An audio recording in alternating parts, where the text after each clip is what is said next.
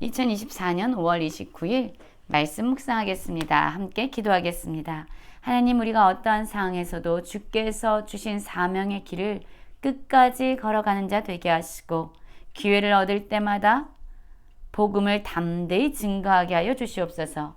예수님 이름으로 기도했습니다. 아멘. 오늘의 말씀은 사도행전 13장 13절부터 31절까지의 말씀입니다. 말씀을 함께 살펴보시기 전에 개인적으로 말씀을 꼭 읽으시고 묵상하는 시간 가지시기 바랍니다. 13장 13절입니다.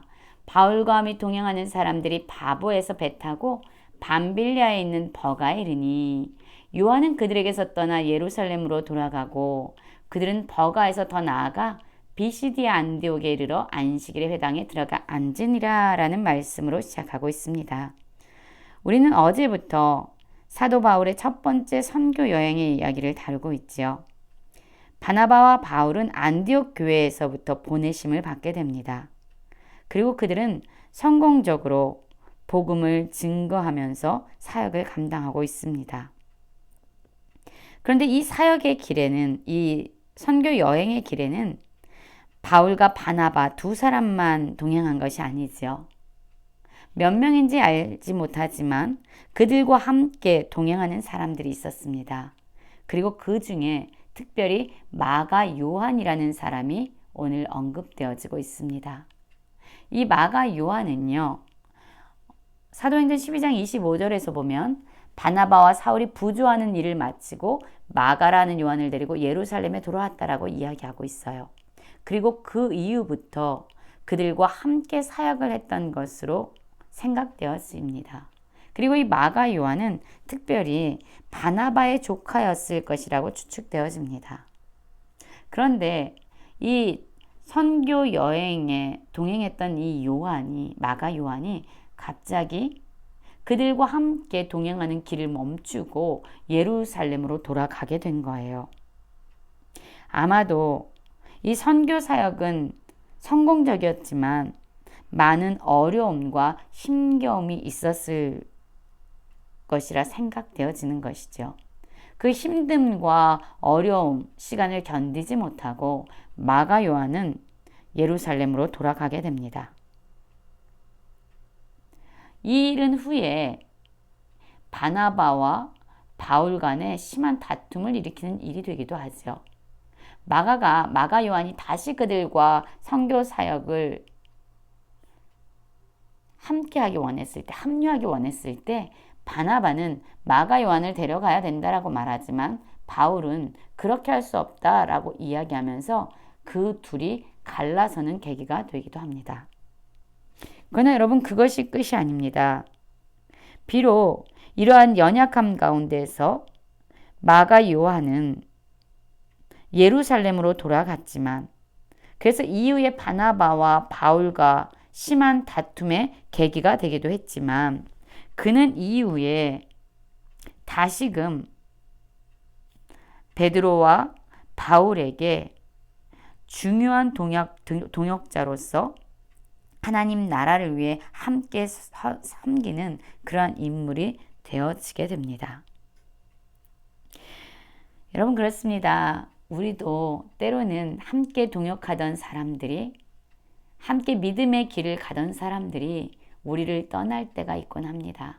마음이 아프지요. 상처를 받지요. 그러나 여러분, 그것이 끝이 아니라는 것을 우리는 기억해야 합니다. 마가 요한이 이후에 다시금 돌아와 하나님의 사역을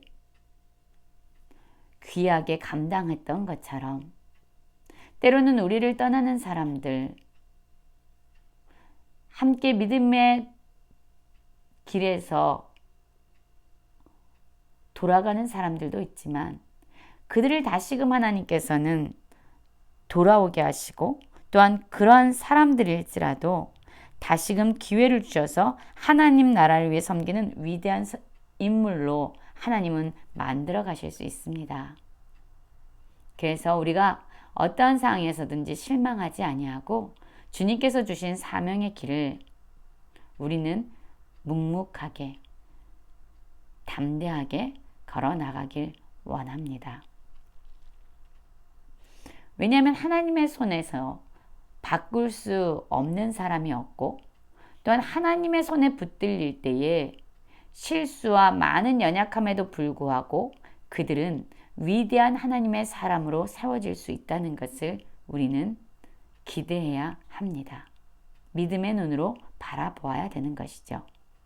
13장 5절을 보면은요, 이제 그들이 이 바울과 함께 동행하는 이 선교팀들이 안식일에 회당에 들어가 앉았어요.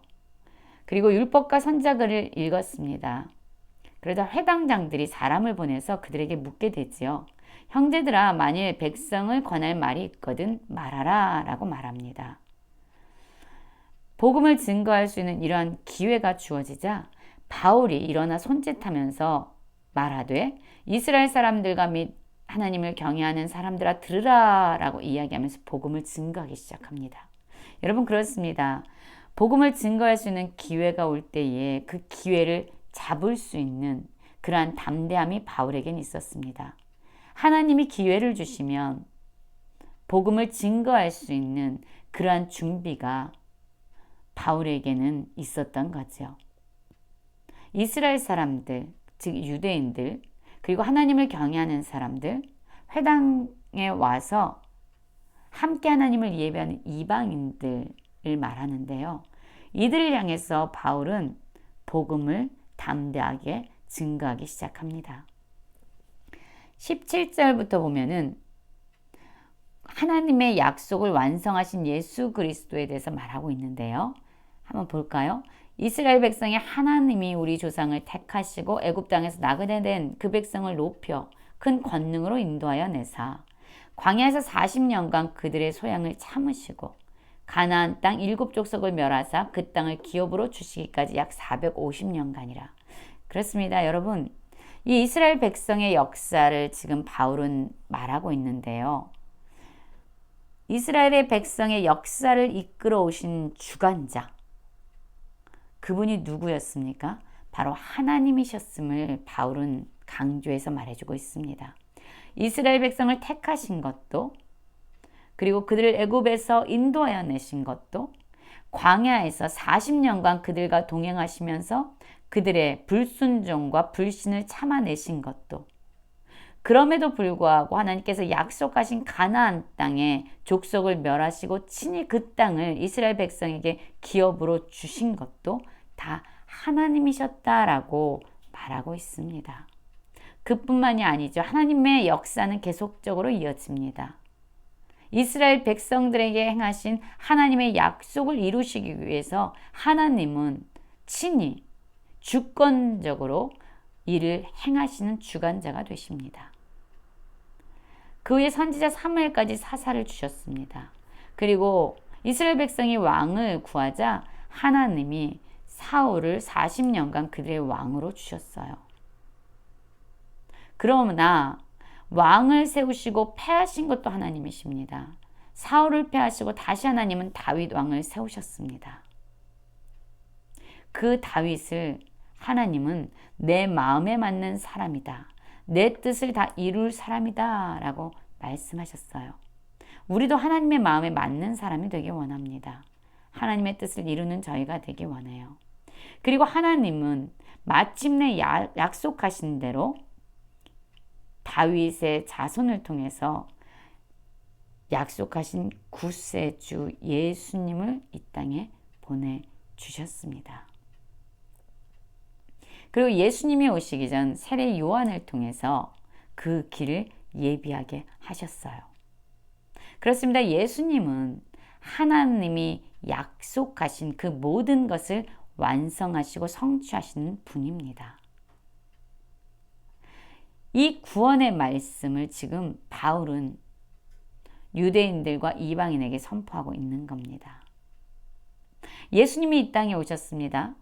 그러나 이 종교 지도자들은요, 계속적으로 하나님의 말씀을 읽었음에도 불구하고 하나님의 말씀을 온전히 깨닫지 못하는 자들이었어요. 그래서 하나님이 보내신 예수 그리스도를 정죄했고 예수님을 십자가에 달려 죽게 하였습니다. 그러나 예수님이 십자가에 달려 죽으신 것 역시 하나님의 모든 말씀을 이루기 위한 그러한 과정이었던 거죠. 예수님은 십자가에서 죽으시고 무덤에 갇히셨으나 하나님은 다시 예수님을 살려주심으로 말미암아 우리에게 예수 그리스도와 함께 십자가에서 죽고 예수의 부활의 생명으로 다시 사는 그러한 생명을 주신 것입니다. 지금 바울은 그가 핍박했던 박해했던 예수 그리스도를 만난 이후에 예수님의 증인으로 완전히 변화되어 예수 그리스도의 복음을 선포하는 자가 되었습니다. 여러분, 우리도 기회가 있을 때마다 입술을 열어 예수님의 복음을 증거하기 원합니다. 기회가 있을 때마다 우리의 삶을 통해서 예수 그리스도의 삶을 이 땅 가운데 담대하게 투영하며 살아가는 저희 모든 성도님들이 되시길 간절히 기도합니다.